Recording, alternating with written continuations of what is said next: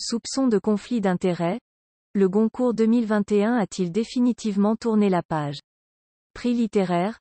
Ils ne sont plus que 8 écrivains en lice pour le prix Goncourt 2021. Parmi eux, la sulfureuse Christine Angot et l'outsider Tanguy Viel. Mais pas François Noudelman, dont la proximité avec la jurée Camille Laurens a été dévoilée la semaine dernière par les médias. Les 4 finalistes seront connus fin octobre avant le verdict, le 3 novembre prochain. Ces modifications, votées à l'unanimité, interviennent alors que le Goncourt a été accusé de conflit d'intérêts autour de la sélection de François Noudelman. Rappelons les faits.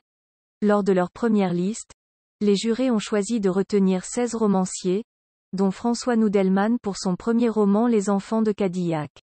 Or, il se trouve que l'auteur est aussi le compagnon de l'une des jurées, Camille Laurens. L'histoire aurait pu en rester là. Seulement, la romancière et jurée Camille Laurens a publié une violente critique dans Le Monde de la carte postale d'Anne Berest, quelques jours après la publication de la première liste du Goncourt où figurait le dit livre. Une entorse à la tradition. D'habitude, l'usage veut que les membres du jury Goncourt s'abstiennent de tout commentaire public sur les ouvrages présents dans leur sélection. Je n'ai pas apprécié du tout. Et nous en parlerons, a déclaré Didier Decoing à France Inter.